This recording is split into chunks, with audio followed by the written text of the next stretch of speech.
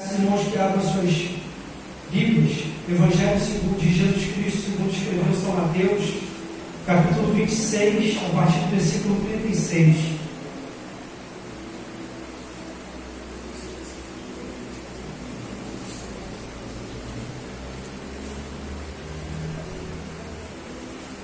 Título da mensagem de hoje: Getsemane, a prensa do Cristo.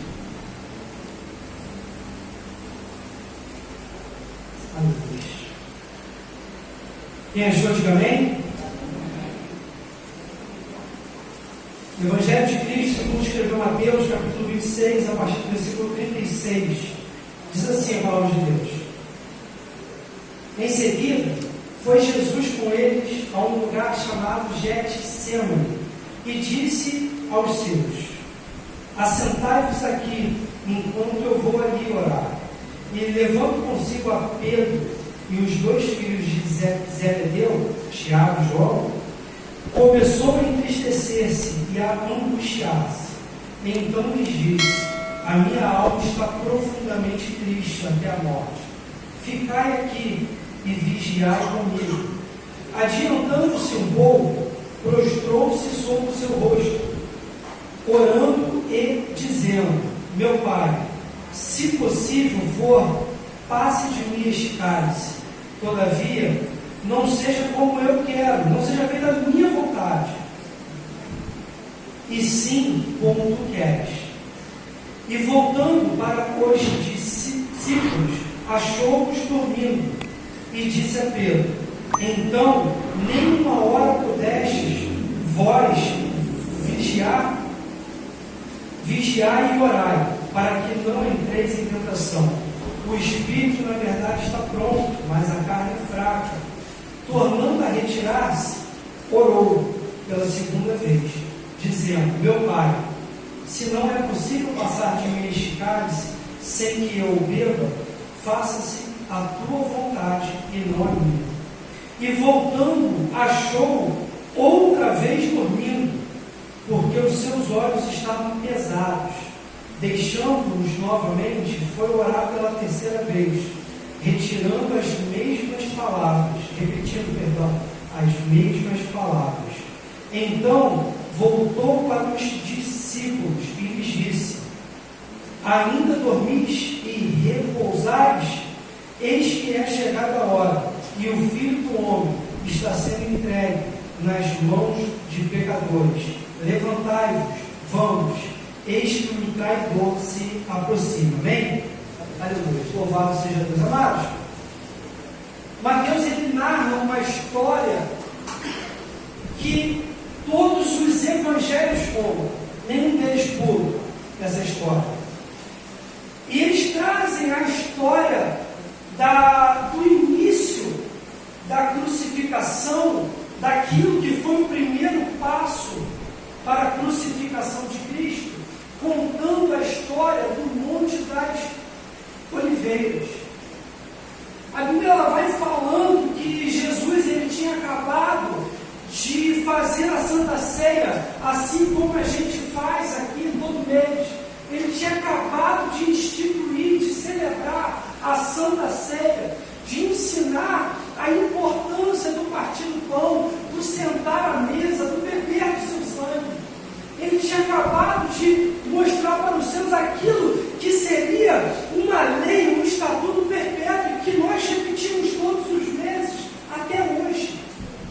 E a Bíblia vai falar que após a Santa Ceia do Senhor, Jesus ele já sabia aquilo que iria acontecer com ele. E mesmo ele sabendo aquilo que iria acontecer, a Bíblia fala que ele se levanta e ele sai cantando, ele sai louvando, mesmo ele sabendo aquilo que o aguardava. Então, eu paro para pensar aquilo que o Salmo 149 diz, que o louvor não tem que sair da nossa boca, independente daquilo que aconteça na nossa vida. Porque a gente para poder orar, a gente para buscar a Deus somente na angústia, quando a gente deveria estar louvando a Deus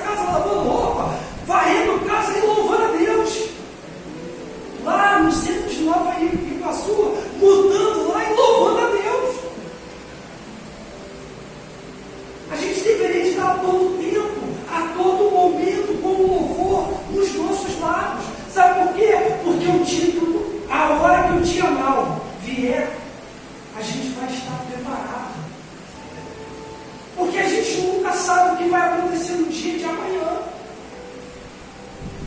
Cada dia reserva para si aquilo que Deus já preparou para ele. E a gente não sabe o dia de amanhã. Mas Cristo vem e nos dá aquilo que a gente precisa fazer para o dia que o dia mal bater a nossa porta. Ele pega os seus 12, ele pega os seus, leva-os para o monte e fala: nós vamos orar. Talvez eles fossem falar para ele assim: mas Senhor, a gente acabou de ceiar, está tudo bem, está tudo indo bem, o emprego está bom, o salário está bom, a casa está do jeito que eu quero, o carro era aquele que eu queria, está tudo bem, eu vou para o monte orar para quê? Mas Jesus pega nos 12 e fala: nós vamos para o monte orar, nós vamos para lá, porque vai começar uma batalha. Acredito que alguns deles já passam a mão com a espada. Batalha, cadê? Não! É uma batalha espiritual. Porque a Bíblia vai dizer que a nossa luta não é contra o corpo nem contra a carne. Mas a nossa luta é uma luta que não se vence com fuzil nem com pistola. É uma luta que o crente sabe e entende, que só se vence com o joelho no chão e cara no pó. A nossa guerra não é uma guerra física, não é uma guerra que você consiga defender-se usando colete. Não, a nossa guerra, a maior defesa dela é a oração, e ao mesmo tempo que é a maior defesa, é o maior ataque. Jesus ele então chama os 12, sobe o monte e vai orar, e ele pega ali com os 12 e já começa a aprender uma outra questão, porque a gente, hoje aqui, não sei, 40, 50 pessoas aqui, mas tem sempre aquele que você às vezes é um pouco mais próximo, que você anda mais, que vai para o shopping junto, que vai para a praia junto. Tem sempre aqueles 12 que é um pouquinho mais próximo. E talvez aquela multidão que sempre acompanhava Cristo ficou para trás. Ele pega os 12 e fala: não, vem vocês 12 para poder orar junto comigo, porque eu estou angustiado. Vem vocês 12 para orar comigo, porque eu estou aflito. Eu preciso dos meus amigos de verdade perto de mim. Ele pega os 12 e leva para o monte, para tentar de uma forma ali, talvez, dividir na sua parte humana aquilo que seria uma aflição de cruz. Ele deixa para os 12 num certo ponto, separa 3 e fala: esses 3 é os 3 que eu quero ter uma intimidade um pouco maior. Porque tem sempre aquele que você quer se abrir um pouco mais, que você quer falar um pouco mais, e aqui eu já falo uma coisa. Cuidado, irmão, para quem você se abre. Cuidado para quem você abaixa sua arma. Cuidado para quem você abaixa sua defesa. Porque você tem que se abrir, você tem que trazer a sua aflição para quem tem uma palavra de Deus para te dar. Aleluia. Porque se você for baixar a guarda para quem tem uma palavra de maldição para te dar, você vai entrar por um caminho errado. Você vai pegar um conselho que não é do céu, mas do inferno. Você vai por um caminho que não é o caminho de Deus. Jesus mesmo tendo 12, que já estavam no seu ministério há 3 anos, ele separa 3 e fala: esses 3 eu quero ter uma intimidade maior. Esses 3 eu quero mostrar algo que eu nunca mostrei para ninguém. Com esses 3, eles vão ver coisas que eu não vou mostrar para os outros. Cuidado para quem você está se abrindo. Cuidado para quem você está falando as coisas.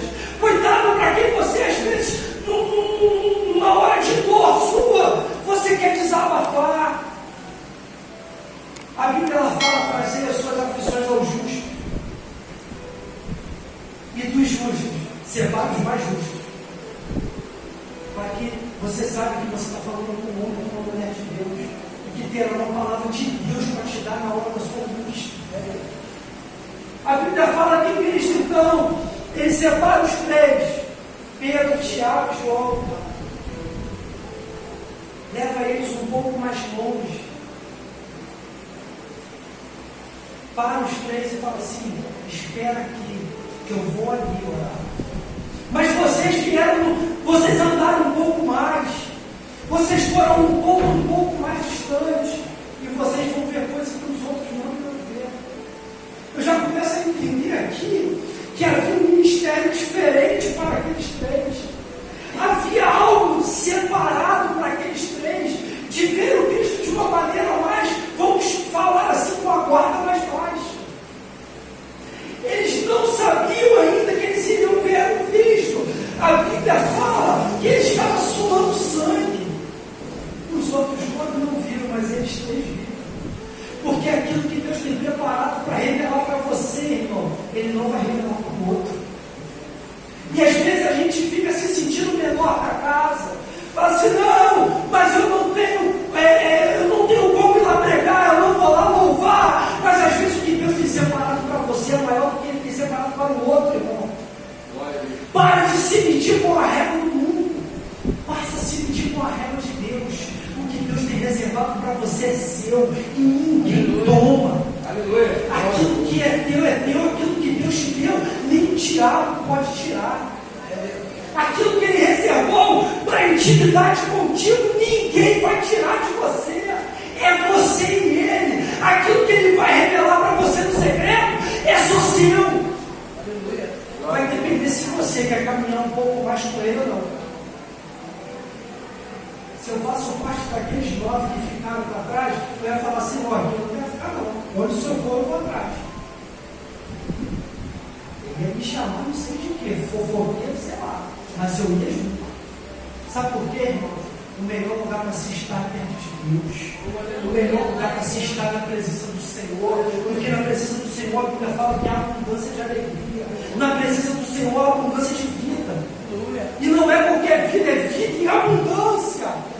Porque a gente acha que nós estamos vivos quando estamos lá fora, no mundo, curtindo a vida, que é muito bom. É muito bom. Mas na presença do Senhor há um regozijo, há uma alegria tão grande que nada pode explicar, nada pode entender, a mente humana não consegue alcançar aquilo que a gente sente na presença de Deus. Irmão Elton, eu quero ter revelações maiores de Deus, então não fique para trás com os 9, caminhe com os 3, para mais perto dele.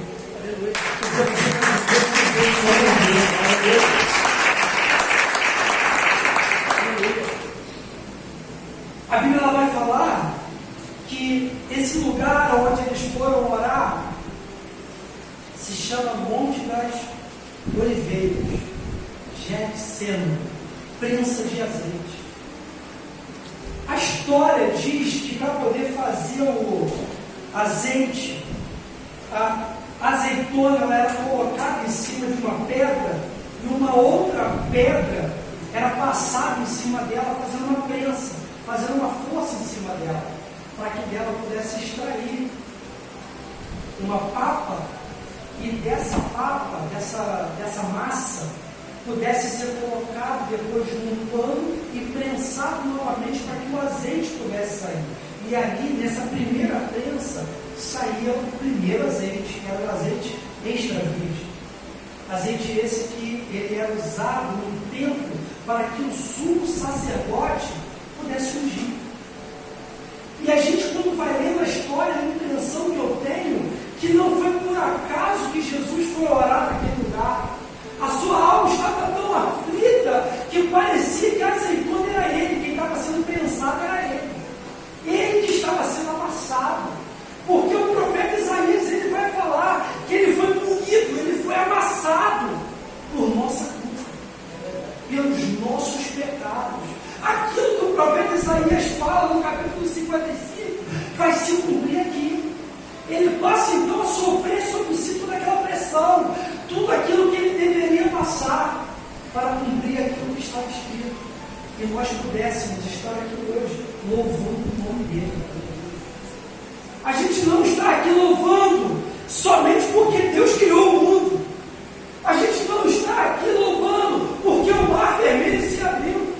A gente não está aqui hoje porque Jesus, ele morreu. Mas a gente está aqui hoje porque é o terceiro dia. Ele ressuscitou. Ele está aqui Ele por trás, nos esperando, nos aguardando, para morar com Ele eternamente, irmãos. Por isso nós estamos aqui. Nós não estamos aqui por milagres, nós não estamos aqui por uma cura, nós não estamos aqui para poder receber uma bênção nessa terra, porque o mundo é passageiro, mas nós estamos aqui porque há uma promessa sobre a mim e sobre a sua vida. Nós estamos aqui por causa dele, que um dia morreu, mas que ressuscitou. Um dia ele foi moído, ele foi transpassado, foi morto naquela cruz, que era para mim e para você. Mas hoje todo aquele que levanta a mão e confessa Jesus Cristo como seu único e suficiente Salvador, tem lugar junto com Ele na glória. Glória a Deus. E é um lugar que está preparado para nós. Por isso eu já te falo, irmãos, não permita que o momento da morte de Cristo tenha sido em vão. Não permita que aquela hora dele tenha sido um momento em vão para você. Vamos fazer com que aquela hora dele seja um momento que você vai entender que Deus tem reservado o melhor para a tua vida.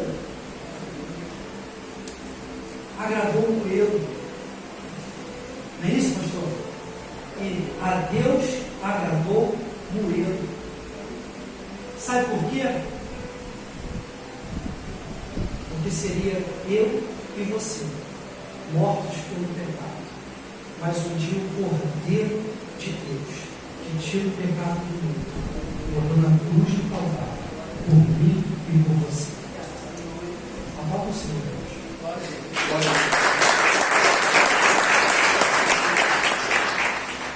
Glória a Deus.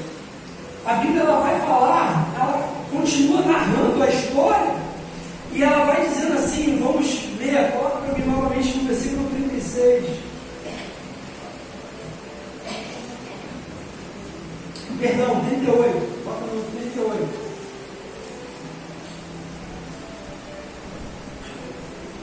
Então disse-lhes: a minha alma está cheia de tristeza até a morte, profundamente angustiada.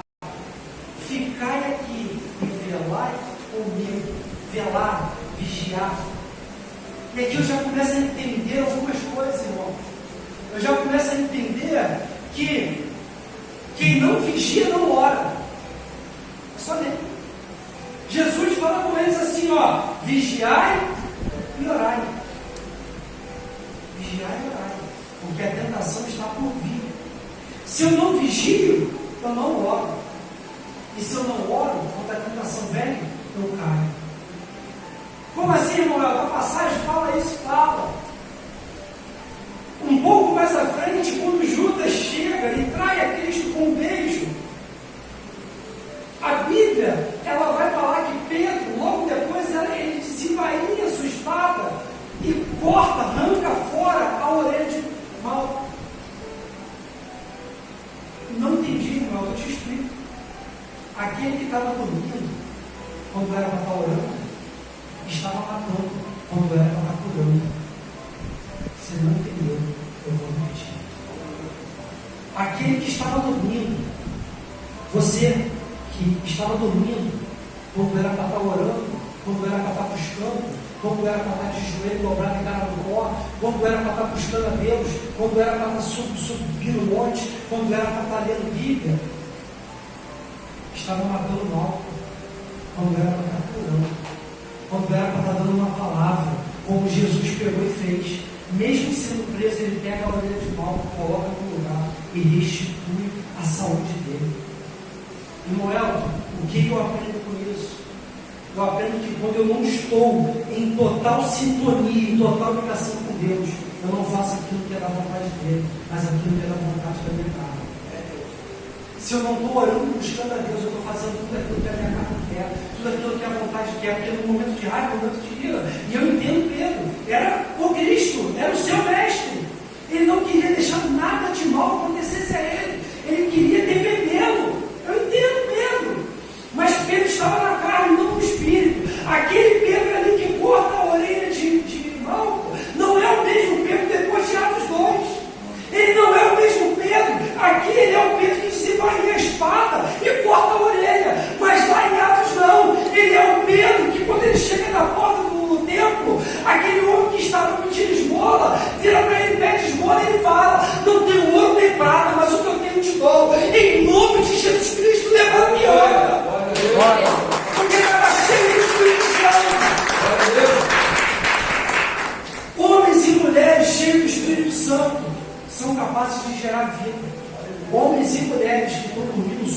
benevolência, são capazes de ferir o seu irmão. Toda vez que eu não estou buscando a Deus, eu estou metendo mal no irmão. Eu estou usando a minha língua que foi feita para poder abençoar, para poder falar do outro irmão, para poder falar que a pregação do pastor hoje não foi boa. Eu não gostei. O problema é teu. A pregação é para agradar a Deus e não a você. Ah, você viu a sainha da irmã hoje? Cuida da sua. A tua língua foi feita para abençoar. A tua língua foi feita para poder subir um monte e orar.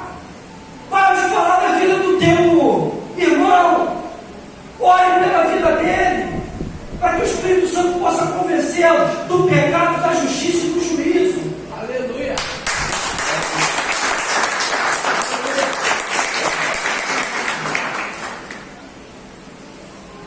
A gente tem que ter ordem, decência e tudo. Ordem, decência e tudo. Oremos para que aquele que não está com ordem, decência em alguma coisa, passe a ter. Ou se você viu alguma coisa, vá, teu irmão vai. Mas não fique falando dele pelas costas. Para de desembanhar a espada da sua língua, para poder ficar falando daquele a quem Deus fugiu. A gente fere o nosso irmão, quando ao invés de a gente estar orando pela vida dele, a gente está fazendo qualquer outra coisa que não isso. A gente tira a espada toda hora para poder machucar, para poder falar, enquanto a gente poderia estar aconselhando, enquanto a gente poderia estar à luz da palavra, chamando o irmão, sentando com ele e falando: meu irmão, o caminho não é esse. Mas não falando para o outro irmão, para o outro irmão e para o outro irmão. Você foi chamado para dar vida, irmão, e não morte. Você não foi chamado para cortar a orelha. Você foi chamado para falar levantando. Aleluia. Você foi chamado para levantar a tua mão e orar pelo próximo, para que ele possa estar de pé. Você foi chamado para estender a mão para o irmão que caiu e não para ficar falando dele.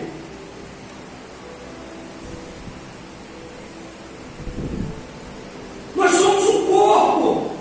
Se eu usar a minha mão para poder bater no meu corpo, eu vou estar machucando o corpo de Cristo. A Bíblia fala que a palavra de Deus ela foi feita para exortar, corrigir. Ela foi feita para isso, então use a palavra de Deus para fazer isso com amor. Porque foi assim que Cristo fez. Ele não fez isso com raiva, ele não fez isso com ódio. Altar não é lugar para poder derramar no irmão toda a sua dor. Altar é lugar para derramar sobre o irmão o amor de Cristo. Olha, aleluia. O altar, isso aqui foi feito para falar que Jesus salva, cura e liberta. Isso aqui não foi feito para você colocar sobre outras suas mágoas. Você foi levantado para poder ser coluna da casa de Deus. Você foi levantado para estar junto com o teu irmão na hora que ele está aflito e falar: irmão, estou contigo. Essa dor que você está passando, eu estou contigo. Eu vou orar por você, eu vou subir um monte por você, para que quando chegar lá na frente o irmão passar pela prova, ele falar: eu tive amigos que batalharam junto comigo por uma guerra espiritual e eu venci, porque teve gente, tiveram 3 que estavam junto comigo na minha dor, na hora que eu estava suando sangue. Tiveram pessoas que estavam com o joelho dobrado enquanto eu estava aflito, pessoas que não estavam dormindo, mas estavam de pé, orando pela minha vida, para que eu pudesse estar sustentado nas mãos de Deus. Para que, quando Cristo, quando ele chama aqueles 3 irmãos, ele estava contando para aqueles 3, pastor. Sabe como aquele parceiro que você compra com ele, que você quer ele perto de você, você fala: cara, estou contando contigo. E você está contando mesmo, de verdade. Creio eu, a Bíblia não fala que Cristo, quando ele olha, ele volta e acha eles ali deitados. Creio eu que queria conversar, queria desabafar, queria falar com eles toda a angústia que ele estava, toda a aflição que ele estava. E mesmo aqueles 3 mais próximos, ele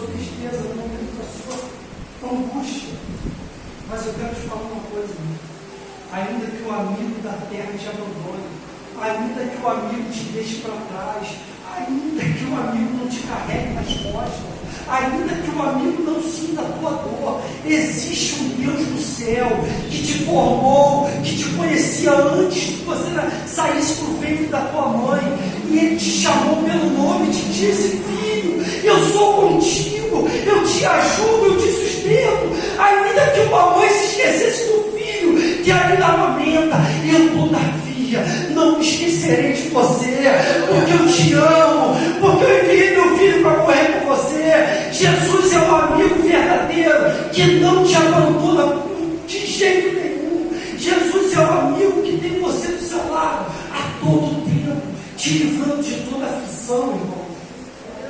Ele é o amigo dos amigos, irmão. Ele é o amigo que está acima de todas as coisas. Nunca se esqueça disso, que no maior momento da aflição da sua vida, Ele estava junto com você. Aleluia. Talvez você não era nem cristão, só que o plano, o projeto na tua vida já era tão grande que Ele já estava te guardando, que Ele já estava te separando. Sabe por quê? Porque às vezes eu ainda não estou em Cristo, só que a Bíblia fala que existe uma lei, uma regra, que é a concordância. Tudo aquilo que for concordado na terra será feito no céu. A Bíblia fala que onde houver 2 ou 3 reunidos em meu nome, ali Cristo está. E a gente não entende o poder dessa lei. A gente não entende o poder disso. A gente não entende que às vezes a gente tem pessoas que não nos ajudam, mas a gente tem pessoas que estão com o joelho no chão, orando pela minha e pela sua vida. E às vezes nem Cristo eu estou, mas Deus está dando livramento lá. E eu não consigo entender isso. Porque existe um propósito muito forte quando a Bíblia fala que aquilo que é concordado na terra é concordado no céu, é feito no céu. E às vezes são pessoas que estão orando, buscando pela vida de outra. E Deus está livrando lá, livrando de morte, livrando de tantos laços, por causa da oração de um justo. Aleluia. Então, não deixe de orar. Às vezes eu fico vendo, outro dia eu estava até falando isso com um colega meu, falando com ele que às vezes a pessoa ela chega, pede uma oração e a pessoa fala assim: eu vou orar. Só que no decorrer do dia, a pessoa esquece e não ora. A maior prova de amor que você pode dar para uma pessoa, irmão, é você orar pela vida dela. Sabe por quê, irmãos? Presente perece, mas oração não. Oração move a mão de Deus. Oração faz sair da mão de Deus decreto a seu favor, e isso não perece, isso não acaba.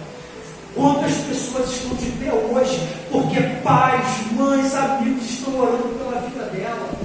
Quantas pessoas hoje estão vivendo hoje porque tem gente orando pela vida dela? A oração é a chave da vitória de qualquer pessoa, velho. A oração é a chave da vitória do crente. A oração é a chave da vitória para que você esteja aqui nessa noite. Alguém orou pela tua vida. Há uma igreja que continua orando pela tua vida. Quando a gente ora, a gente entrega toda essa igreja nas mãos de Deus. E você está sendo abençoado lá fora. Como o pastor falou aqui é terra fértil. Aqui é terra onde a gente está regando com lágrimas, irmão. Para que você viva o melhor de Deus. Para que você viva as bênçãos de Deus. Amém? Aplauda o Senhor em nome de Jesus.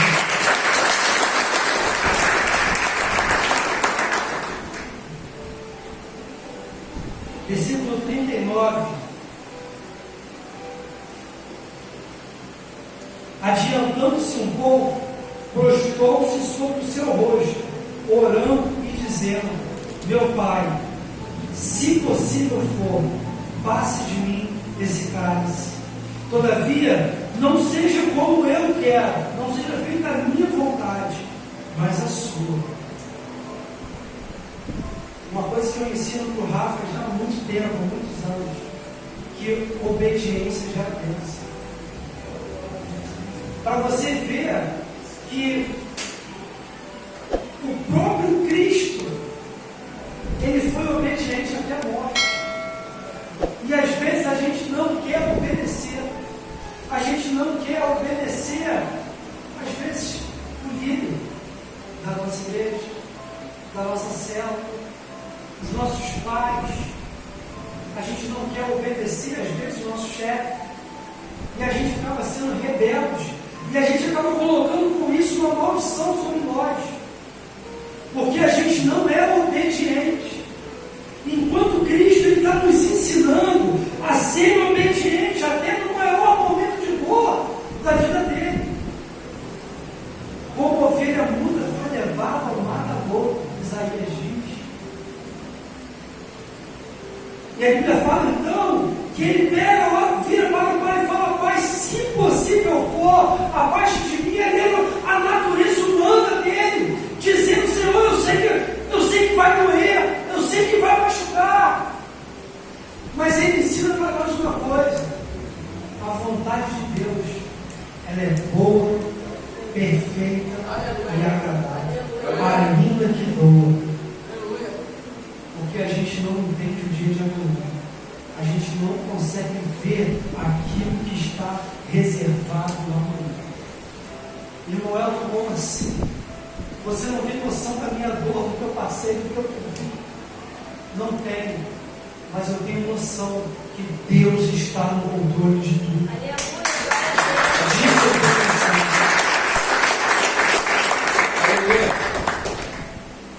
Nada sai do controle de Deus, até a dor que você sente. Nada sai do controle de Deus, porque Ele continua cuidando de tudo.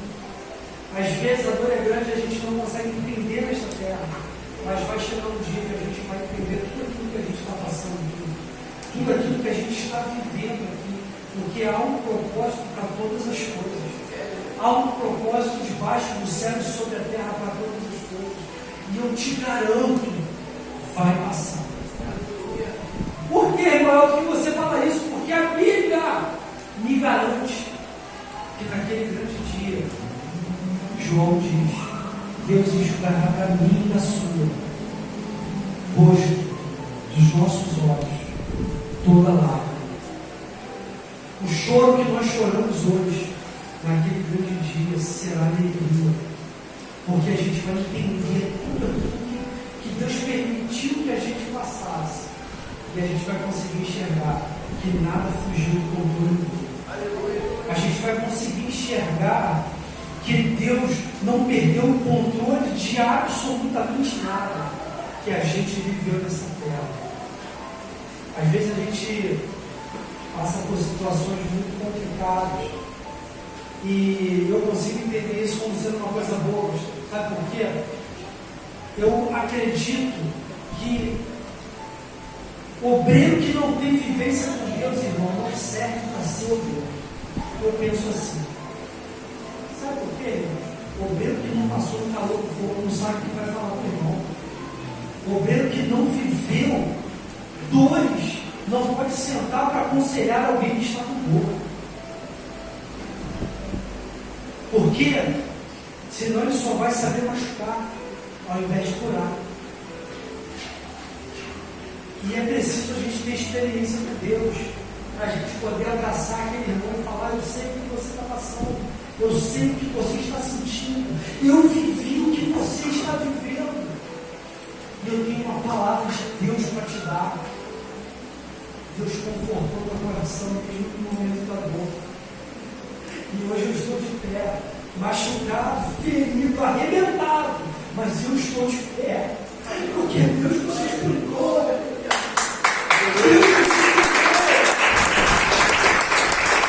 E nossa experiência com Deus a gente não ganha em faculdade. Experiência com Deus a gente não ganha passeando. Experiência com Deus a gente ganha na fornalha de fogo ardente. Experiência com Deus a gente ganha na cova dos leões. Experiência com Deus a gente ganha quando alguém coloca a faca no pescoço e fala: nega. Aí a gente lembra quando ele diz: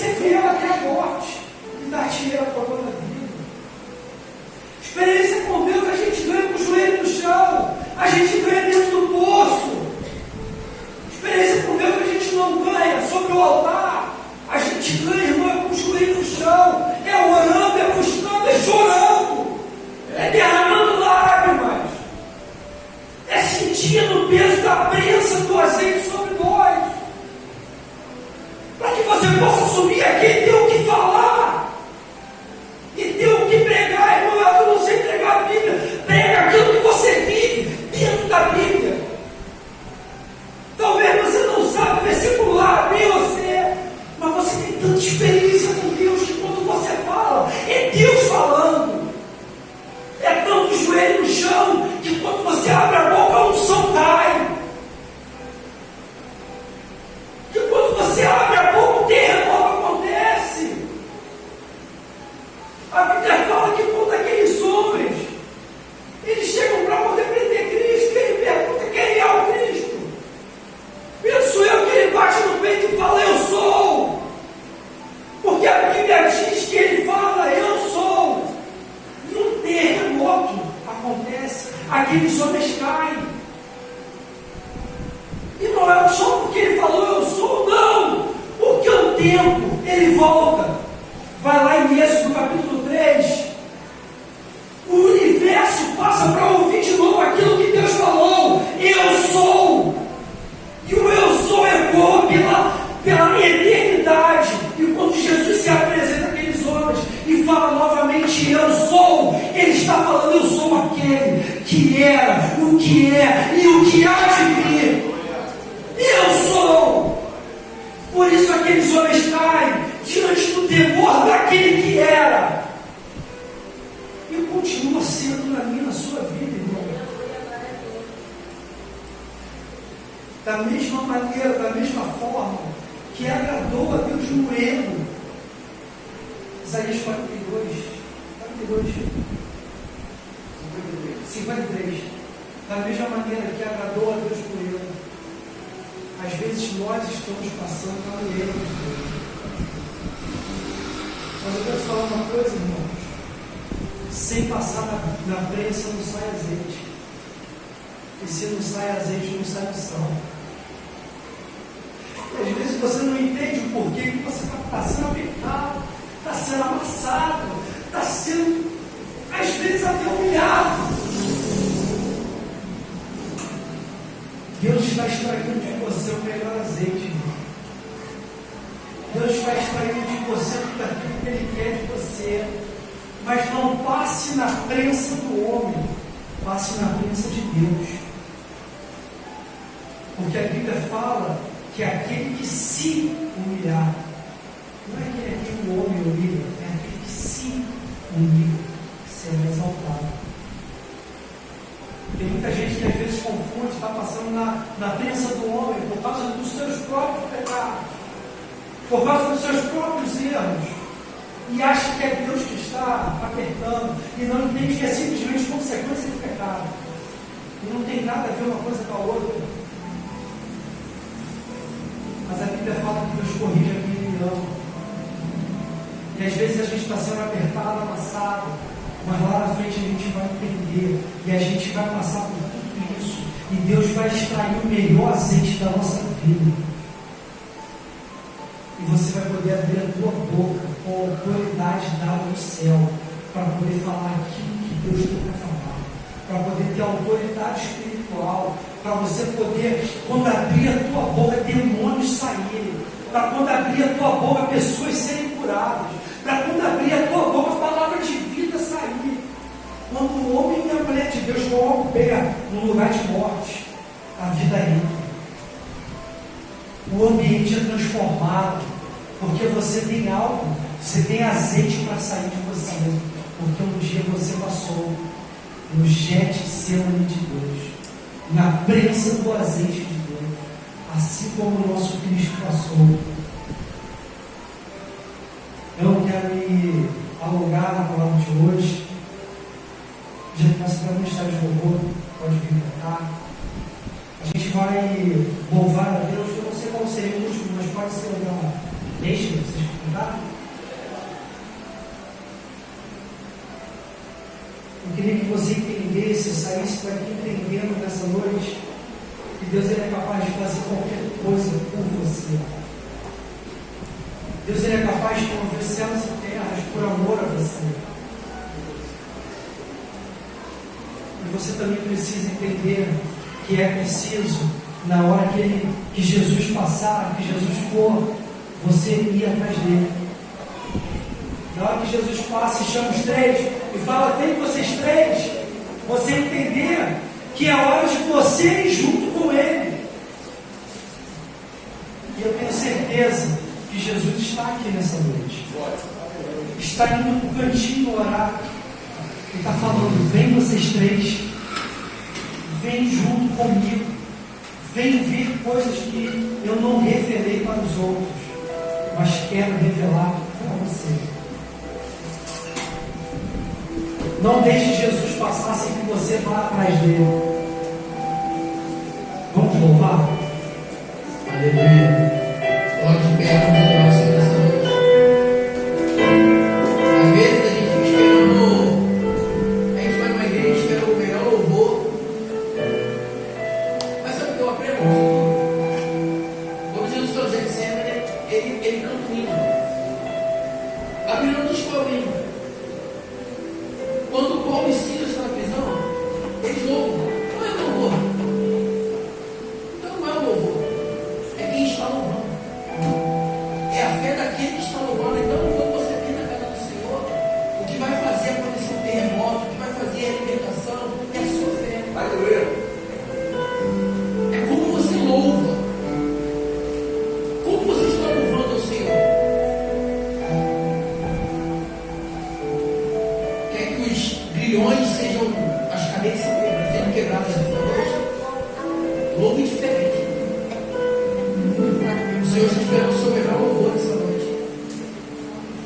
Aí eu tenho certeza absoluta, pastor, que as cadeias serão